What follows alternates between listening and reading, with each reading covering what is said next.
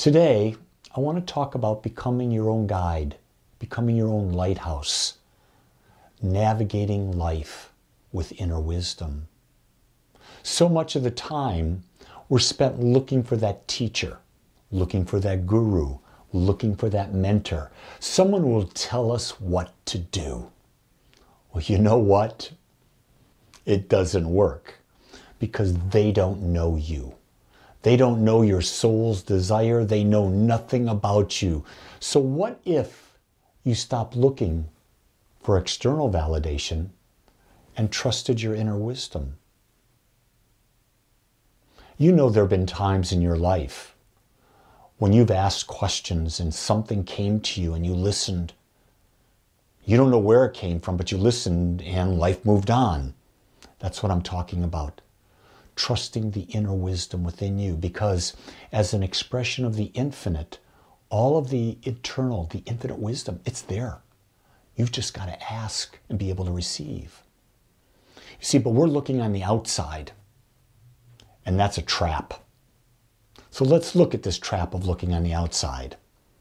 And it begins because society, where we live, the people around us, all of that, it encourages individuals to adhere to trends, seek validation, and conform to societal expectations.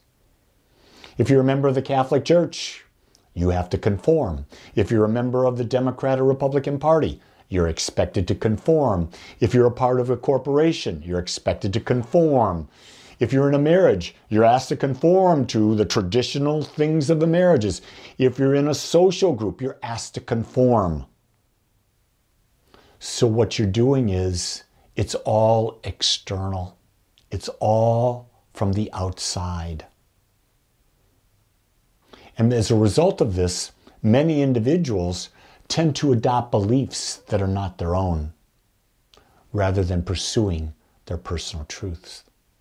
If you were to sit down and really take a look at your life and examine your beliefs, you will find that very few of them were consciously chosen. Almost all of them were implanted within your mind when you were a very, very young child and you blindly accepted them. And that life, because you accepted them, life has continued reinforcing your beliefs over and over and over again. And what you've actually done is your scope of life has become smaller and smaller and smaller. In fact, you put yourself in a box. A box, when in retrospect, you could be looking at infinite wisdom where there is no box. So what are the consequences of looking outside? Well, one of the consequences is you're depending on others for guidance. And that can leave you feeling adrift, akin a vessel being tossed about in turbulent seas. Why? Because you don't know what's coming at you. You're relying on others who do not have your best interest at heart. The only person who has your best interest at heart is you. But if you don't take the rudder of the ship, if you're leaving that rudder to someone else, you don't know where the heck you're going to go. The consequence, as a result of fear, uncertainty, and indecision, they can take hold because you're relying on someone else. And what happens is you lack grounding in the knowledge, your own knowledge, and your own deep internal insights. So you're actually choosing, when you're looking to the outside for your validation and your wisdom, you're actually choosing to be a victim. A victim with no direction, at least not your own, maybe the direction of another. So let's look at it differently. Wisdom is already within you. Much like a lighthouse shines without needing approval, your inner wisdom is always available. The light that shines out from within you is divine wisdom that knows you.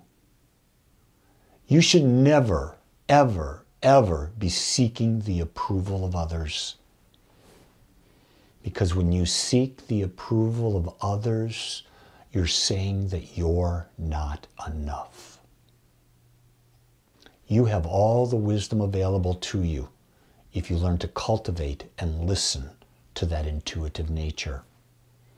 According to Michael Singer, the truth resides within you. It merely requires clearing away the obstacles that hinder it. What are those obstacles?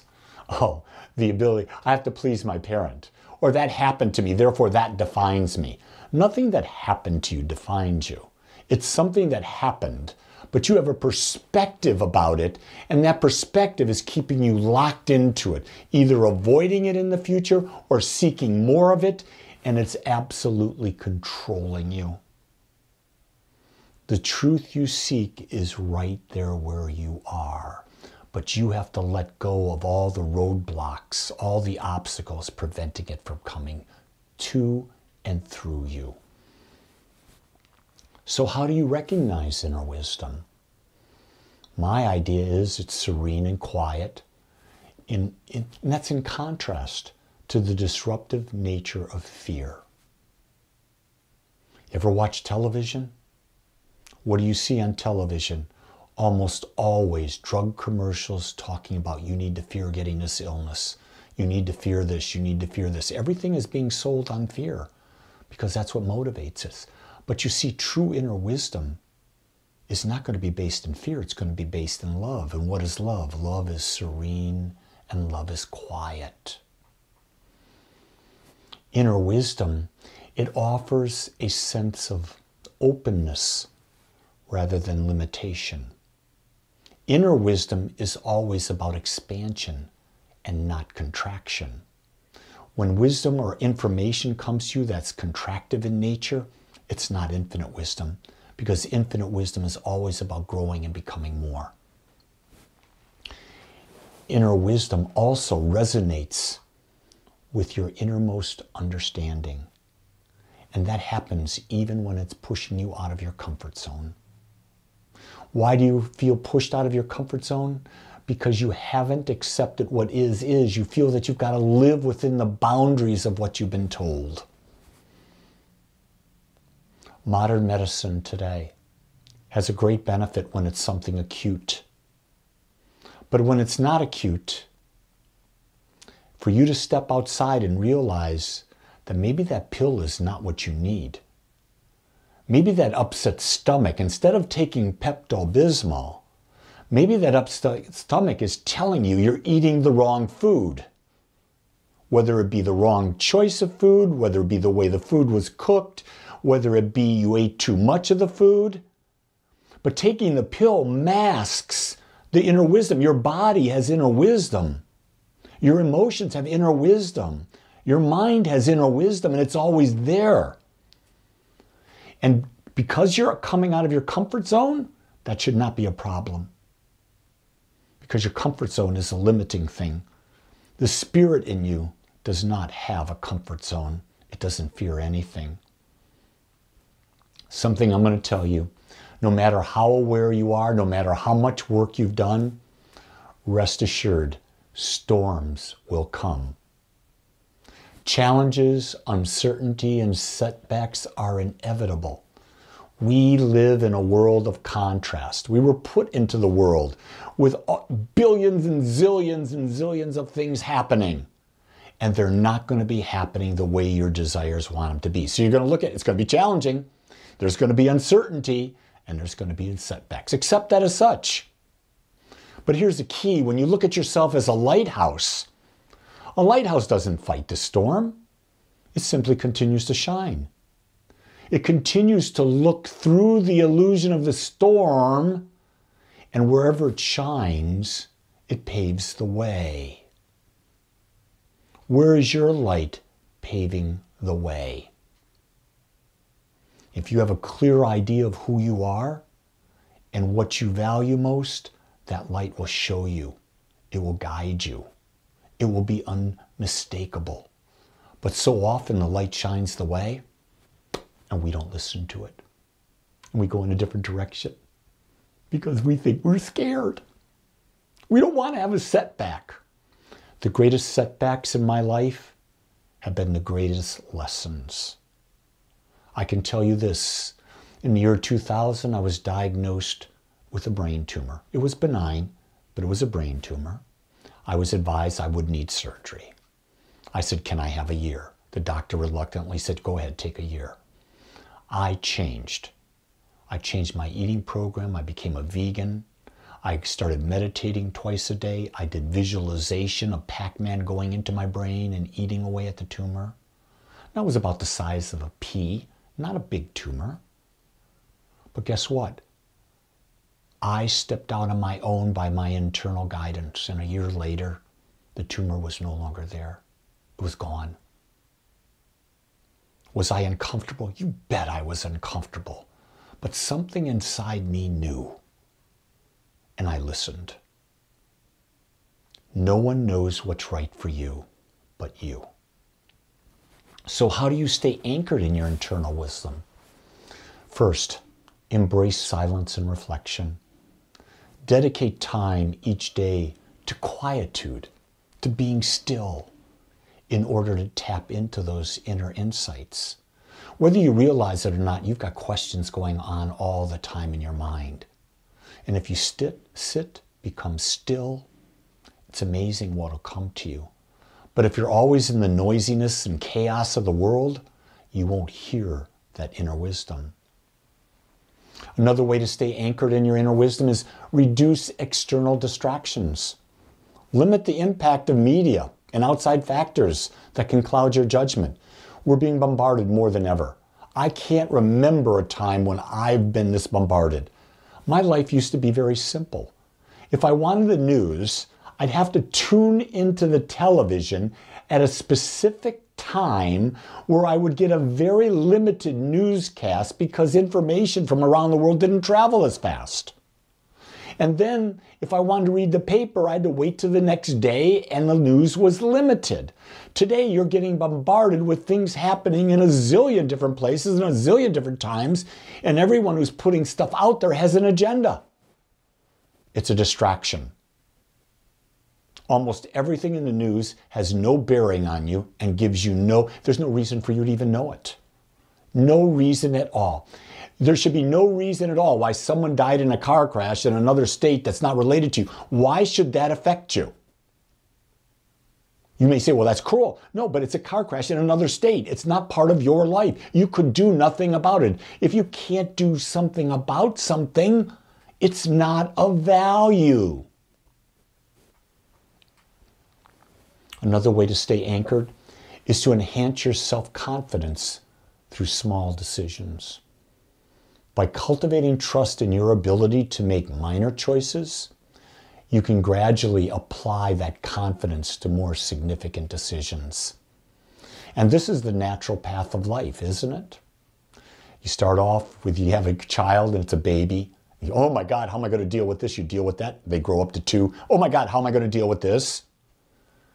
You only give them as much as you can handle. So you've got to start trusting at the small level to build up trust for the big level. Let me say this.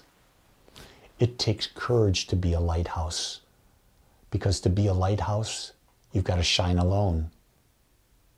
And in order to do that, you have to embrace your individual journey, even if others don't comprehend it. Let me tell you, I'm on a unique journey, and most people that have known me in the past do not understand why I'm doing what I'm doing. I'm told that I should be retired, going to the golf course, doing what retired men do at my age.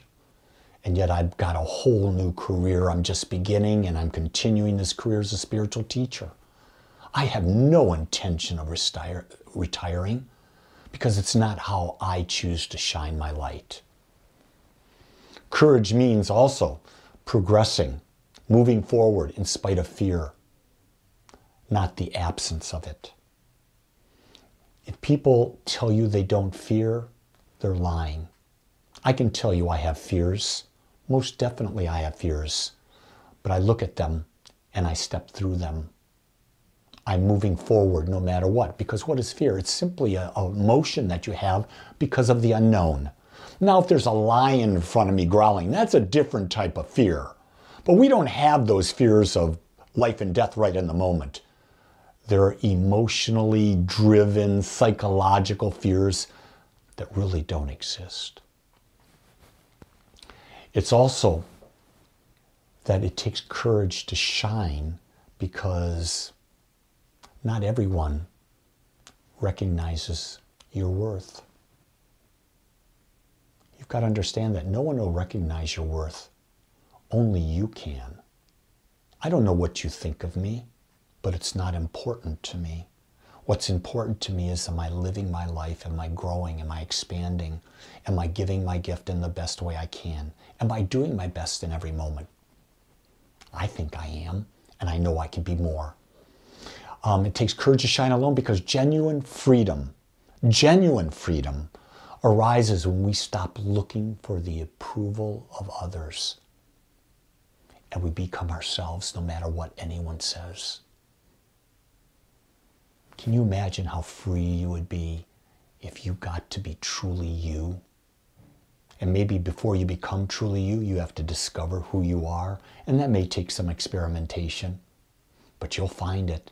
You'll know, because you'll feel it inside. So how do you commit to your inner wisdom? First, dedicate yourself to self-honesty. Cease the pretense and begin to truly listen. Stop pretending. Stop pretending to be something you're not. Know who you are, be self-honest about that, and listen to your inner wisdom. Secondly, prioritize daily alignment. Which practices assist you in reconnecting with yourself? Ask that question. Consider meditation, journaling, embracing silence, Zen Buddhism, practicing accepting what is. I love that one. Accepting what is, and allowing it to move through you without holding on to it and moving on to the next thing. Being still in meditation, journaling, gratitude practices, but it's daily. And then embrace and trust in the journey. As you progress, the path reveals itself. Have faith in your next move. Know that your inner wisdom is your lighthouse. And you can trust that when you ask, your inner wisdom will shine a light so bright that your path will be revealed. And that path will be clear.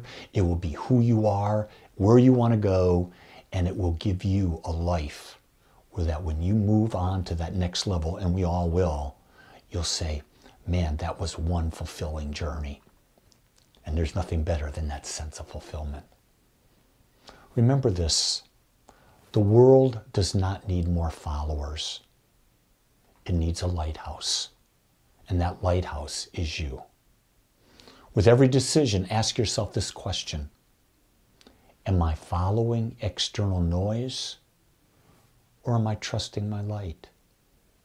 It takes great courage to trust your light, because that external noise is being tuned up louder and louder and louder. You've got to be able to turn the volume down, because no one else will.